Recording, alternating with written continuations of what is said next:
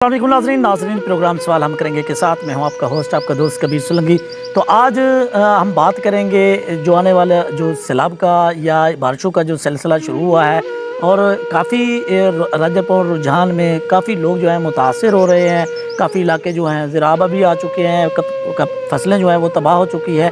और इससे पिछले जो 2010 में फ्लड आया था उस बारे में हमारे साथ हमारे मेहमान हैं सीनियर सहाफ़ी अब्दुल गफ़ार माहर साहब हमारे साथ मौजूद है, क्योंकि 2010 के फ्लड में इन्होंने माशाल्लाह बहुत अच्छी वहाँ पे रिपोर्टिंग की। BBC के हवाले से भी इन्होंने बहुत अच्छी रिपोर्टिंग की, इनको अच्छा खासा तजर्बा है। तो आज हमारे साथ जो हमारे प्रोग्राम के मेहमान हैं वो हमारे सीनियर सहाफ़ी हमारे दोस्त हमारे मोहसिन जो हैं अब्दुल गफ़ार माहर साहब। आज इनसे ही जानते हैं कि पिछले जो पिछला सैलाब जो था 2010 में उसमें भी तबाही मचा दी थी और उस वक्त भी बारिशों का सिलसिला साथ साथ था। इस बार भी जो है सैलाब जो है वो राजनपुर रुझान और बलूचिस्तान के इलाकों में उसने तबाही मचाई हुई है। और अगर पानी रेले के हवाले से बात की जाए तो तकरीबन जो गुड्डू बराज है उसकी कैपेसिटी जो है वो 10-9 लाख क्यूसेक होती है, लेकिन ये 5 लाख का रेला जो है वो अंदर के जो अंदरूनी जो इलाके होते हैं उसको तबाह करके वो आगे दाखिल होगा। अगर इसके साथ तौसा बराज से 5 लाख का क्यूसेक जो है वो पानी अगर आता है पीछे से तो उसकी कैपेसिटी ज़्यादा हो जाती है। अगर ये 9 लाख इकट्ठे हो जाता है तो मेरे ख्याल में अंदर जो दरही इलाके के लोग जो है वो तो मुतासर 4-5 लाख में ईजी वो तबाही वहाँ हो सकती है, नुकसान बहुत बड़े पैमाने पे हो सकता है। अगर ये रेला तमाम इकट्ठे हो जाता है तो मेरे ख्याल में आसपास जो खुश्क इलाके हैं सादिकाबाद हो गया, जमालदीन अली हो गया, क्योंकि जो अंदर का जो 4 लाख या 5 लाख के लगभग जो पानी है वो मुतासर करेगा। कश्मीर हो गया, रुझान अभी भी तबाही मची हुई है। तो इस हवाले से सीनियर सहाफ़ी अब्दुल गफ़ार माहर हैं, क्योंकि इनको अच्छा खासा इस हवाले से एक्सपीरियंस भी है। आज अब्दुल गफ़ार की ज़बानी सुनते हैं, इन्हीं से ही पूछते हैं कि 2010 में एक बहुत बड़ा सैलाब भी आया था, साथ बारिशें भी थी, वही सेम टू सेम है, लेकिन इस बार देखने में यही आ रहा है कि इस बार सैलाब जो है वो बड़े पैमाने पे आ रहा है, साथ बारिशें भी अभी तक वो नहीं थम सकी। तो इस बारे में अब्दुल गफ़ार माहर साहब आप नाजरीन को भी बताइए, हमें भी बताइए कि इस बार सियासतदानों की तवज्जो पहले से ज़्यादा है या नहीं, क्योंकि सियासत में हमेशा पहले तो देखने में आता था, लेकिन अब सियासतदान जो है आपस में लगे हुए हैं, इंतकामियों में लगे हुए हैं। लेकिन जो गरीब लोग हैं, गरीब तबका लोग हैं जो डूब रहे हैं, मर रहे हैं, तो सियासतदानों की अभी उस वहाँ पे तवज्जो नहीं है। इस बारे में आप क्या कहेंगे? जी बहुत शुक्रिया कबीर सोलंकी साहब, आपने हमें अपने प्रोग्राम सवाल हम करे में मदऊ किया। तो मैं समझता हूँ कि जो 2010 का सैलाब था वो बहुत ज़्यादा ख़तरनाक था। ये वाला जो सैलाब है उसकी अभी इतनी ज़्यादा सूरत हाल नहीं बनी है, क्योंकि वो जो 2010 का सैलाब था उस वक्त गुड्डू बराज से जो पानी गुज़र रहा था 10 से 12 लाख के दरमियान में गुज़र रहा था। जब इतना पानी गुड्डू बराज की जो कैपेसिटी है बर्दाश्त की वो 13 लाख है, लेकिन इस वक्त जो पानी की सूरत हाल है वो 5 लाख पानी यहाँ से गुजर रहा है। बारिशों का सिलसिला जारी है, तौसा से लेकर गुड्डू तक जो पानी की सूरत हाल है वो 5 लाख इस वक्त है, और पीछे से भी पानी आ रहा है, दरिया सिंध है।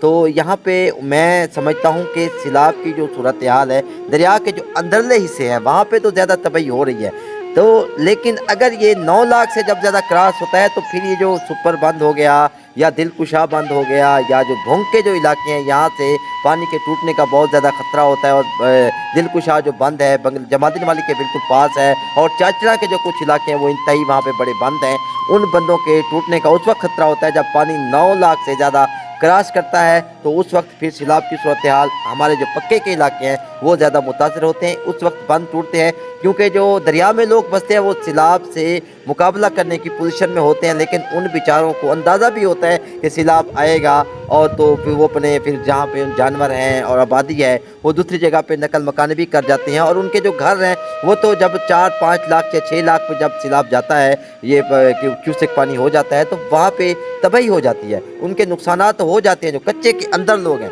जब पानी 9 लाख 8 लाख से ऊपर जाता है फिर वो पानी की प्रेशर के साथ वो जो बंद होते हैं वो बंद टूट के फिर सादिकाबाद की तरफ, जिस तरह पिछली दफ़ा रेनी कनाल में पानी आया था, रेनी कनाल की वजह से कोट अफजल के इलाके भी मुतासर हुए और जमालदीन वाली भी काफ़ी मुतासर हुआ था, और जमालदीन वाली के आसपास के इलाके और सादिकाबाद के कुछ इलाकों तक भी पानी पहुँचा था। तो भोंग के इलाके भी काफ़ी मुतासर हुए थे, और गड़ी खैर मोहन जग के करीब भी पानी टूटा था जिससे नुकसान हुआ था। तो पिछली दफ़ा मैं समझता हूँ कि हुक्मरानों ने, सियासतदानों ने और NGOs ने बहुत काम किया, लोगों को इमदाद दी اور وہاں پہ فلڈ کیمپ لگائے گئے, ادویات کے کیمپ لگائے گئے, لوگوں کی میں سمجھتا ہوں کہ بڑی توجہ دی گئی تھی. غفار بھائی یہ بھی سننے میں آیا تھا کہ 2010 میں جیسے ہی فلڈ ہوا تھا تو اس وقت وزیر اعلیٰ جو تھے وہ شہباز شریف تھے, اور شہباز شریف جو ہے یہاں پہ چوک سویترا کے آس پاس جو یہاں پہ جہاز سے اترے اور موٹر سائیکل پہ چڑھ کے جو ہے وہ وہیں متاثر جو لوگ تھے ان کے پاس پہنچے تھے, ان کی امداد کے لیے, ان کا دکھ بانٹنے کے لیے. لیکن اس بار جو ہے شہروں میں بھی فلڈ تو علاقوں میں آ چکا ہے, لیکن شہر جو ہے وہ بھی ڈوب رہے ہیں, جیسے کراچی ہو گیا, حیدرآباد ہو گیا, آس پاس جو بھی شہر ہے وہ بارشوں کی وجہ سے وہ ڈوب رہے ہیں. تو ان کی مدد کے لیے کون پہنچے گا؟ مدد کے لیے اس وقت میں سمجھتا ہوں کہ حکمرانوں کو, اب سندھ میں پاکستان پیپلز پارٹی کی حکومت ہے, اور اس وقت جو پنجاب میں حکومت ہے وزیر اعلیٰ پرویز الہی صاحب ہیں ان کی حکومت ہے, وفاق میں جو حکومت ہے پی ڈی ایم کی حکومت ہے, تو میں سمجھتا ہوں کہ اس وقت جو حکومت ہے اور بلوچستان میں پاکستان تحریک انصاف کی حکومت ہے, اس وقت تمام جماعتوں کی حکومت ہے, ایک جماعت کی حکومت نہیں ہے. ہم کسی ایک پر الزام نہیں لگا سکتے, سب جماعتوں کی حکومت ہے. سب جماعتوں کو سیاست چھوڑ کر اپنے سیلاب متاثرین کی مدد کرنی ہوگی, ان کے پاس جانا ہوگا. اس وقت جو تباہی ہوئی ہے, سابقہ جو سیلاب تھا اس سے صرف سیلاب سے تباہی ہوئی تھی. بارشیں پچھلی دفعہ اتنی زیادہ نہیں تھیں, بارشیں صرف وہاں تھی جہاں پہ سیلاب گزرتا تھا, ابھی بخارات بنتے تھے, دریائی علاقوں کے قریب بارش تھی. لیکن اس دفعہ جو بارش ہے اس نے پورے پاکستان میں تباہی مچا رکھی ہے, اور خاص کر بلوچستان, توسا, ڈیرہ غازی خان اور سندھ کے جو علاقے شدید متاثر ہوئے ہیں. تو حکومت کو ان پر توجہ دینا ہوگی. تمام میں سمجھتا ہوں کسی ایک پہ الزام نہیں لگائیں گے. پیپلز پارٹی ہے, نون لیگ ہے, تحریک انصاف ہے, کوئی بھی سیلاب کے لیے کردار ادا نہیں کر رہا. متاثرین رول رہے ہیں. میں مطالبہ کرتا ہوں کہ خدا را اپنے متاثرین کی مدد کرے. عبدالغفار, آخری میرا سوال کہ ابھی خطرے کی گھنٹی بج چکی ہے, اور گزشتہ دنوں جو ہے یہاں کے اسسٹنٹ کمشنر سلیم آصف صاحب نے یہاں پہ ایک ڈاکٹروں کی میٹنگ کی, ریسکیو کی ٹیمیں جو ہیں وہ بھی اس وقت جو ہے وہ دیہی علاقوں میں وہاں پہ انہوں نے کیمپ لگا دیے گئے ہیں. اسسٹنٹ کمشنر خود بھی وہاں پہ گئے ہیں, یہاں پہ ریسکیو کی ٹیمیں بھی وہاں تک پہنچ چکی ہیں امدادی, تاکہ کوئی ایسا رونما یا ایسا کوئی وقوع ہو تو فوری اس کو نپٹا جا سکے. اس بارے میں اسسٹنٹ کمشنر سلیم آصف کی ہمیشہ کی پچھلی بار جو کشتی کا مسئلہ ہوا تھا ڈوبنے کا ماچکے میں, وہاں پہ کشتی ڈوبی اور کئی جانیں وہاں ضائع ہو گئی, تو وہاں پہ اسسٹنٹ کمشنر جو ہے سب سے پہلے وہاں پہ پہنچے اور دن رات وہیں پہ کام کیا.